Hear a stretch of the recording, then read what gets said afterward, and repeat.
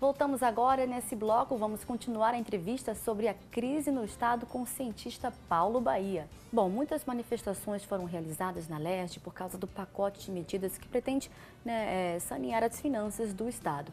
Na sua opinião, qual é a sua opinião com relação a esse pacote? Você crê que é uma decisão sensata? Medidas têm que ser tomadas, mas não se toma medida de goela abaixo com o Estado na situação que está. Não se pode penalizar os servidores públicos por aquilo que eles já estão dando em excesso, que é o seu trabalho, com as suas instituições que não funcionam. E o que mais me preocupa são as instituições de segurança pública. A Polícia Militar, a Polícia Civil, os agentes penitenciários, eles estão sem condições operacionais de trabalho. E a falta de condições operacionais de trabalho na área de segurança pública faz com que nós vivamos uma situação que eu chamo de Estado falhado, na qual aumenta a criminalidade, se perde controle territorial e o banditismo aumenta sua ação. Nós temos presenciado isso de maneira crescente nas últimas semanas. Eu chamo a atenção de que nós não sairemos disso sem uma articulação com o governo federal. Tem que haver uma articulação com o governo federal. E uma articulação que leve em conta os demais estados, porque não pode ajudar só o Rio de Janeiro e não se levar em conta os demais entes federados que também vivem essa situação. Mas eu tenho chamado a atenção de que o governo federal ele tem que estar presente como um dos negociadores para a alternativa do Rio de Janeiro, já que o Rio de Janeiro, por responsabilidade exclusiva do Estado do Rio de Janeiro, e aí eu não quero deixar só os governantes não são colocados lá por acaso, eles foram eleitos e reeleitos pela sociedade carioca e fluminense. Portanto, a sociedade carioca e fluminense também tem responsabilidade na crise. Paulo, eventos grandiosos, como a Olimpíadas e a Copa do Mundo, você acredita que eles trouxeram mais prejuízos do que benefícios para o Estado? Pelo que nós estamos vendo, esses eventos estão trazendo mais prejuízos do que benefício. Eles trouxeram um benefício instantâneo, anestésico, que se imaginou profundo, mas a partir do momento em que se revela o custo desses eventos para o dia a dia cotidiano pós-evento, nós estamos percebendo que a conta é muito maior do que se esperava. Então, o das Olimpíadas ainda não chegou, está chegando o da Copa do Mundo. Então, todo o argumento dado pelas autoridades governamentais cai por água abaixo quando você vê as investigações da Operação Lava Jato em relação ao que aconteceu na Copa do Mundo no estado do Rio de Janeiro. Então seria fácil dizer que talvez não precisasse acontecer esses eventos hoje em dia, que fosse até melhor que não houvessem? Isso é fácil dizer agora, antes não era. Antes tinha-se a esperança de que os eventos eles promovessem um efeito de multiplicar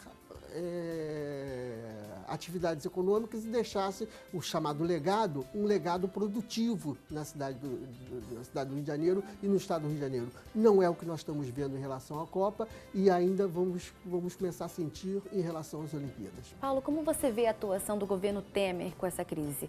Acha que ela pode ser contornada? É difícil prever quando que a situação do estado e do país irá melhorar?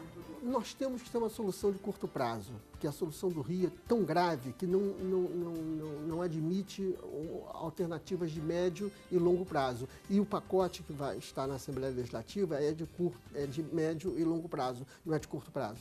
Entretanto, o governo Temer, que está sensível à questão, ele tem uma dificuldade em agir, porque ele também está com uma crise fiscal, ele também está com condições de arrecadação em baixa, por causa da crise geral do país, ao mesmo tempo em que ele também tem outros estados. No estado do Rio de Janeiro não é sozinho na federação, são 27 unidades, são 26 estados mais o Distrito Federal, sendo que o Distrito Federal, Brasília, Estado de Minas Gerais, Estado do Rio Grande do Sul, são estados que estão em dificuldade. São Paulo está em dificuldade, mas São Paulo, pela sua diversificação econômica e social, ele está conseguindo manter-se sem estar na crise que o estado do Rio de Janeiro está hoje. Mas, sem dúvida alguma, o governo Temer foi sensível nas Olimpíadas, foram 2 bilhões e 900 milhões de reais, mais o custeio da segurança pública que foi feito durante as Olimpíadas, o que é um ato de emergência que foi feito pelo governo Temer. O que está se solicitando do governo Temer é que o governo Temer e a sociedade brasileira como um todo, mais uma vez, seja generosa com o Estado do Rio de Janeiro. O que os outros estados esperam é que a sociedade carioca e fluminense seja generosa para com o país e tenha a responsabilidade civil, social e política de não cometer os mesmos erros que comete há décadas. Bom, ano que vem teremos um prefeito novo na cidade do Rio de Janeiro, né, o Crivella. Como você acha que será o governo de Crivella? Olha, eu torço para que sim, porque na verdade o Crivella aponta a iniciativa de gerar economia criativa e geração de atividades empreendedoras para gerar renda para a população. Isso faz gerar a cadeia produtiva. E gerando a cadeia produtiva na cidade do Rio de Janeiro, que tem um impacto de 41% sobre o PIB do estado do Rio de Janeiro, isso tem reflexo direto na Baixada Fluminense e Niterói e São Gonçalo, que concentra 75% da população do estado do Rio de Janeiro. Eu torço para que dê certo, mas no momento é apenas uma torcida.